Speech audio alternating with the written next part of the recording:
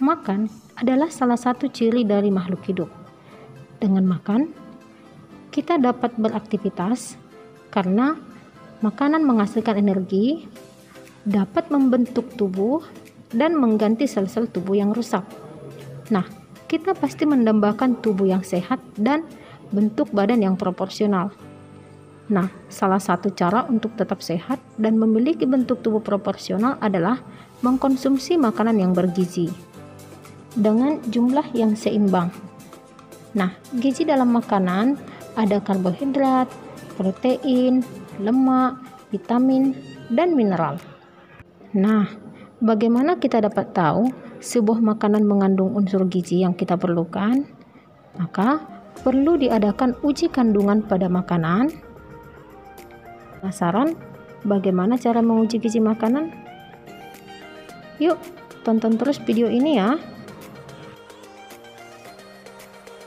Halo anak-anak, jumpa lagi dalam pelajaran biologi. Topik kita hari ini adalah uji kandungan pada makanan. Diperhatikan baik-baik ya. Bahan yang kita butuhkan adalah nasi, telur ayam, dan minyak goreng. Lalu, kita membutuhkan plat tetes, spatula, dan pipet tetes.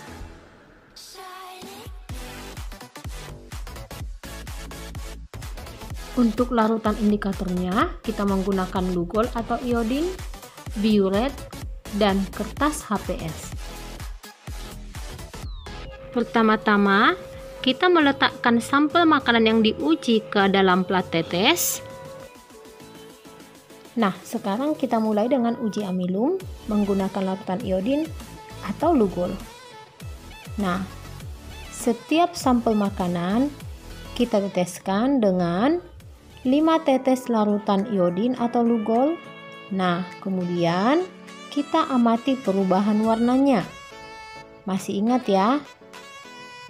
Pada pembelajaran sebelumnya, Ibu sudah menjelaskan ada amilum hitam, yakni amilum ditambahkan dengan lugol, maka warnanya akan berwarna hitam atau biru kehitaman.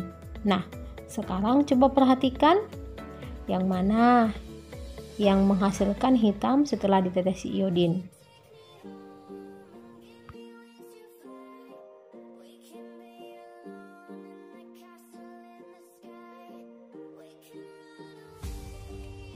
Tada! Nah, yang berwarna hitam atau biru hitam hanya nasi. Artinya, nasi mengandung amilum. Dan 3 sampel makanan yang lain yaitu kuning telur, putih telur, dan minyak tidak mengandung amilum. Oke, sekarang kita masuk ke uji protein. Nah, sama seperti uji amilum, uji protein, kita teteskan ke plat tetes yang sudah berisi sampel makanan tadi, larutan biuret. Nah, ingat asbun. Makanan yang mengandung asam amino akan berubah berwarna ungu jika diteteskan larutan biuret.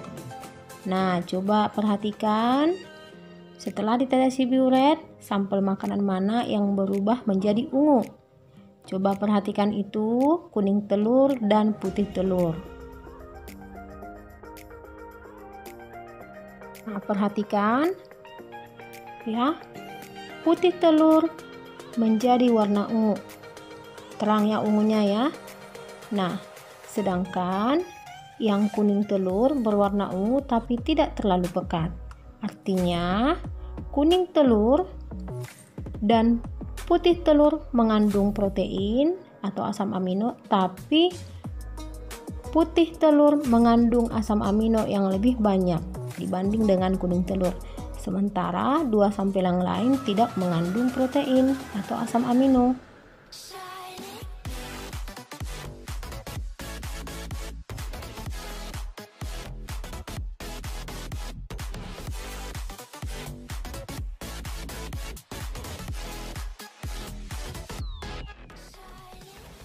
Nah, kita lanjut ke uji lemak sederhana menggunakan kertas HPS.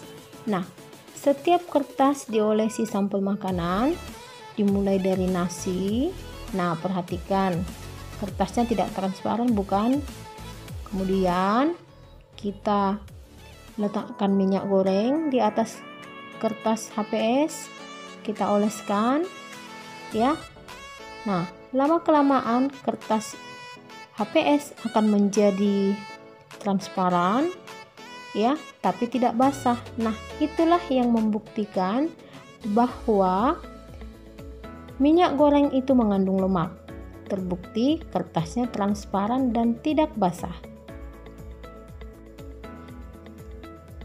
Nah, kita lanjut ke kuning telur.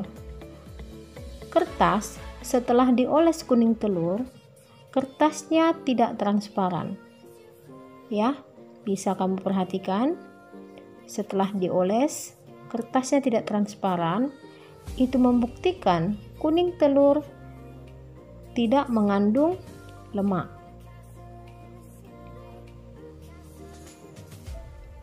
Perhatikan baik-baik.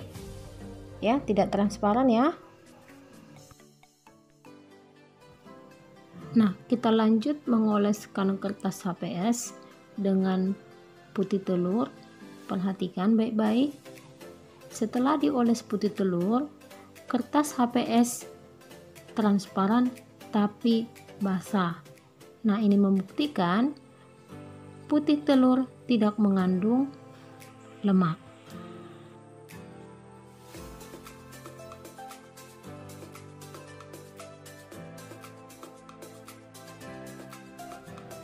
Nah, jadi kesimpulannya adalah yang pertama, nasi mengandung amilum.